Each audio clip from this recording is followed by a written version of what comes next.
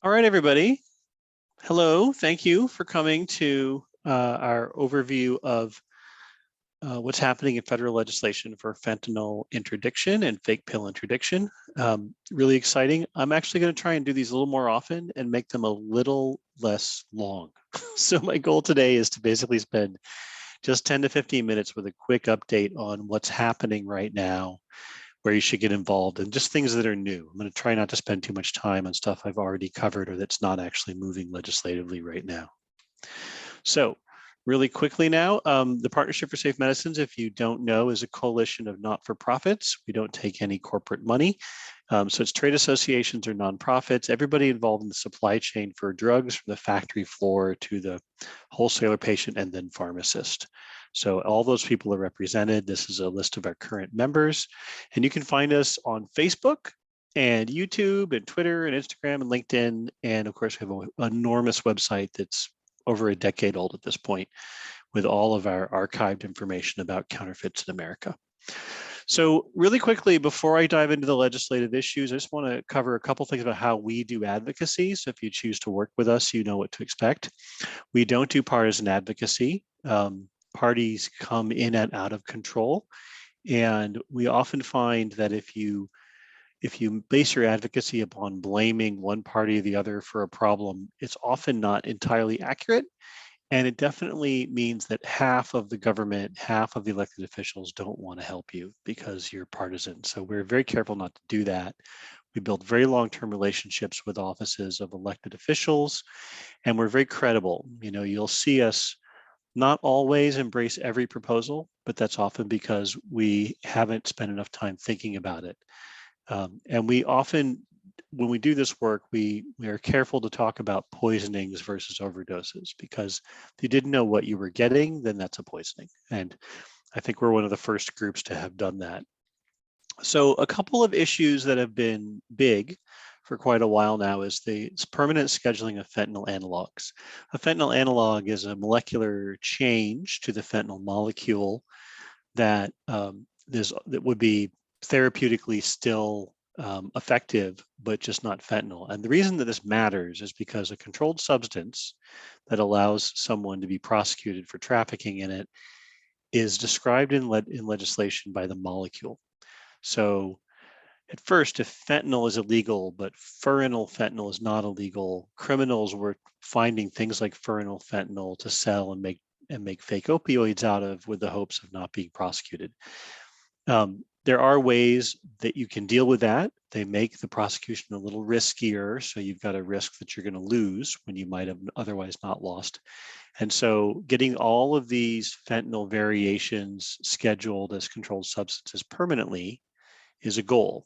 They've been emergency scheduled during the synthetic opioid crisis, but that emergency scheduling keeps expiring.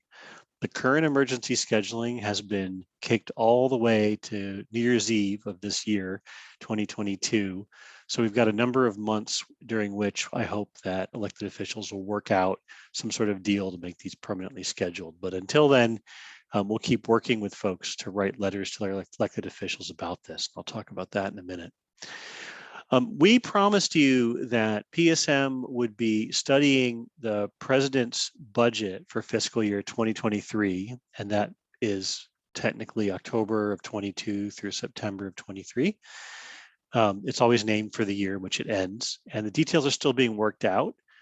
But there's a lot of promising stuff in here. You know, there's increased funding for DEA, ICE, and CBP focused on illicit drug and counterfeit pill interdiction. That's really exciting. We'll have some exact numbers and some exact specifics about that, but we're hopeful that because those funding increases, including for the DOJ, are on the table, that we'll see more prosecutions and try and deal with some of the problems that we've got with the flow of these illicit drugs into our country. Most importantly, we actually noticed, and my colleague Stacy Barrick on the Venture Global team, who does our congressional outreach, noticed that there was new authority for the FDA to destroy products that are refused or pose a significant risk to Americans when they're intercepted at the border. You may not know this, but at each one of the ports of entry for the US, there's an FDA staffer who's reviewing cargo and small packages, and there's also CBP staffers. And the FDA staffers actually have to have there's not very many of them, and they work very hard, and they find a lot of illicit substances, tons worth actually every week.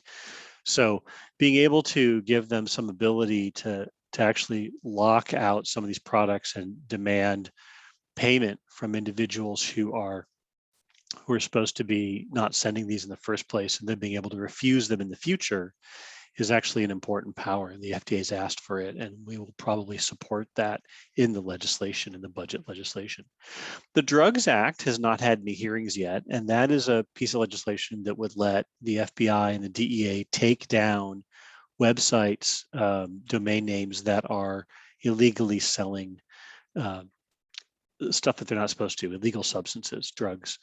And so I'll give you some examples. I worked with the National Association of Boards of Pharmacy, and they gave me the names of some of these websites before they reported them to the DEA. And we looked at them, and they're selling things like Percocets without a prescription, crystal meth, carfentanil in powder form, fentanyl powder in powder form, and then obviously hydrocodone without a real prescription, and probably also counterfeit product, I would guess as well.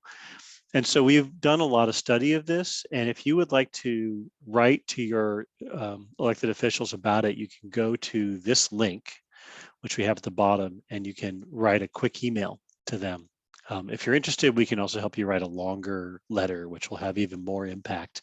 But if you want to just do something right now, that's a really quick way to make a difference.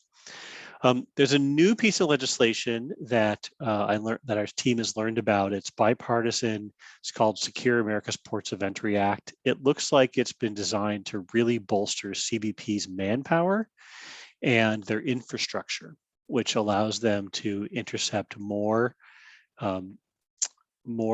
illicit substances that are coming into the country. And they actually have a proposal in there to tie volume and demand to their hiring projections, and then they want to hear back if CBP has trouble hiring the number of officers that they expect in fiscal year 2023, which is really good. They're also asking for an outline of what is needed for infrastructure improvements. I have actually heard that in places like JFK, where they're one of the largest ports of entry for small packages into this country, that the facilities are really, really old and in great need of an upgrade. The staff there is working under conditions that are really harder than they need to be for what's such an important job. And so I think we owe it to them to give them the tools they need and the facilities they need to do a good job, because they're doing a good job under duress, with bad facilities right now. We haven't seen much on the POWER Act, which is resources for law enforcement and first responders. That doesn't necessarily mean that it's not going to go anywhere. That just means that at the moment, it's not yet been attached to some other larger piece of moving legislation. There's a couple opportunities to get involved.